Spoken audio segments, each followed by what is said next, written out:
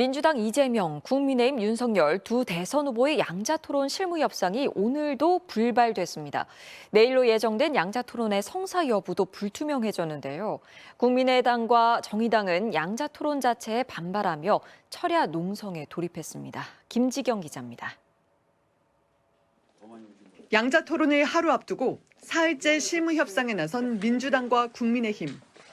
오전까지도 주제를 나눠 토론을 할지, 토론장에 자료를 갖고 들어갈지 두 가지 쟁점을 놓고 공방만 계속됐습니다.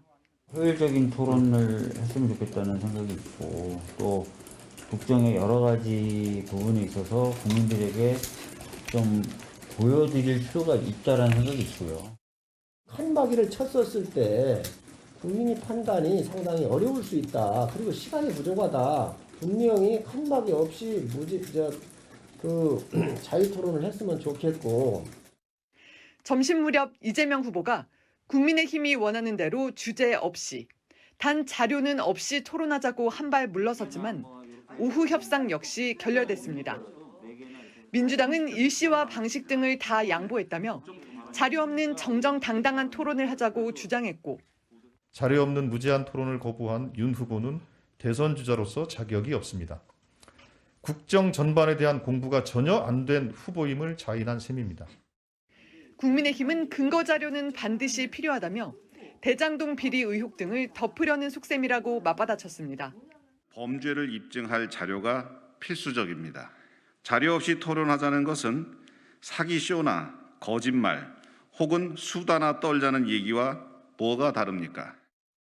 국민의힘은 자료 없인 토론에 응할 수 없다며 오늘 밤을 협상 시한으로 제시했고, 민주당은 책임을 떠넘기지 말라며 이제는 윤석열 후보가 결정해야 한다고 맞섰습니다. 양측의 힘겨루기와 책임 공방에 토론 성사 자체가 불투명해진 상황. 정의당과 국민의당은 양자토론 논의 자체가 법원의 결정 취지를 훼손하는 기득권 정당의 담합이라며 철야 농성에 들어갔습니다. MBC 뉴스 김지경입니다. 이재명, 윤석열 후보는 오늘도 공개 일정을 최소화하고 토론 준비에 주력했습니다. 이 후보는 SNS를 통해 국민 통합 대통령이 되겠다고 밝혔고, 윤 후보는 북한의 미사일 발사와 관련해 사드 추가 배치를 공약했습니다. 신수아 기자입니다. 양자 토론 준비에 매진한 더불어민주당 이재명 후보는 SNS를 통해 국민 통합 대통령이 되겠다는 설 메시지를 내놨습니다. 윤석열 후보를 겨냥한 듯 지역과 세대, 성별 갈등을 유발해 정치적 이득을 꾀하는 정치는 이제 끝내야 한다고 밝혔습니다. 부인 김혜경 씨가 출연한 방송에 전화로 참여한 이 후보는 정권 심판이냐 정권 유지론이냐도 일종의 프레임이라며 역량을 검증해달라고 호소했습니다. 누가 더 유능하냐, 누가 더 경험과 실력이 뛰어나냐, 약속을 잘 지켰느냐, 저는 이런 걸 검증해야 된다고 보죠. 북한의 미사일 발사와 관련해선 도발 수위가 점점 높아지고 있다며 엄중하게 규탄한다고 밝혔습니다. 그러면서 북한의 대선 개입 중단을 촉구하는 여야 대선 후보 공동선언을 재차 제안했습니다. 국민의힘 윤석열 후보는 이 후보의 제안은 진정성이 없다며 일축했습니다. 이어 평화는 구호로 이루어지는 것이 아니라 압도적 힘의 결과라고 강조했습니다.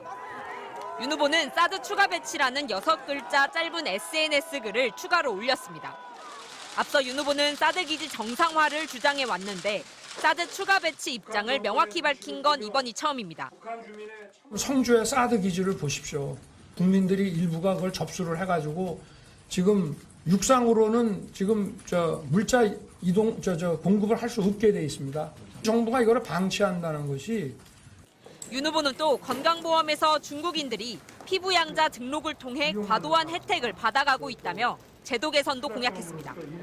이런 가운데 민주당은 화천대유 대주주 김만배 씨가 윤석열 후보를 언급한 녹취록을 두고 두 사람의 관계를 해명하라고 공세를 펼쳤고, 국민의힘은 이재명 후보의 부인 김혜경 씨의 사적 심부름에 경기도 공무원이 동원됐다는 의혹을 거듭 제기했습니다.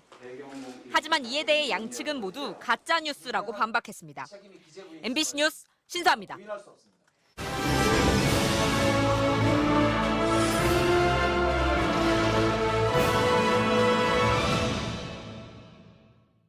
이번 베이징 겨울올림픽은 지난 도쿄올림픽에 이어 코로나 대유행 이후에 열리는 두 번째 스포츠 행사인데요.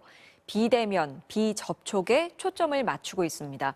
올림픽 현장 곳곳에서는 사람 대신 로봇이 대신하는 모습을 볼 수 있습니다. 베이징에서 김태훈 기자입니다. 전 세계 취재진이 사용하는 미디어 센터. 이곳은 베이징 올림픽 미디어 센터 지하 1층에 위치한 식당인데요. 여기서만 볼 수 있는 특이한 광경 때문에 벌써부터 이곳은 명소가 됐습니다. 주문을 마치고 자리에 앉아서 기다리다 보면 하늘에서 주문한 음식이 내려옵니다. 사람 대신 로봇이 서빙을 해주는 겁니다. 로봇이 햄버거를 만들기도 하고 칵테일까지 제조합니다. 코로나 감염 위험을 줄이기 위해 대회 조직위가 낸 아이디어입니다. Pretty nice. Haven't have this kind of stuff in our country. China want to show us how far in technology. 취재진이 묵는 숙소도 마찬가지. 사람 대신 로봇이 필요한 물건을 방문 앞까지 배달해 줍니다. 역시 중국인과 외국인의 접촉을 최소화하겠다는 의도가 담겨 있는데 그나마 있는 최소한의 인력도 코로나 감염 우려 때문에 호텔을 나갈 수가 없습니다. Our working time is too long. We often work until midnight. Other time we stay in our room. 도쿄올림픽과 차별화하려는 노력은 이뿐만이 아닙니다. 도쿄올림픽 대회 내내 조롱거리가 됐던 선수촌의 골판지 침대를 의식한 듯 이번 베이징에서는 눕는 각도가 조절되는 스마트 침대를 사용해 선수들 사이에서 벌써 화제가 되고 있습니다. Beijing Organizing Committee said, how can we just absolutely just one up Tokyo? 각국 선수단이 본격적으로 베이징에 도착하는 가운데 대회 조직위는 오늘 선수와 코치진 등 올림픽 관계자 34명이 신규 확진됐다고 밝혔습니다. 베이징에서 MBC 뉴스 김태훈입니다.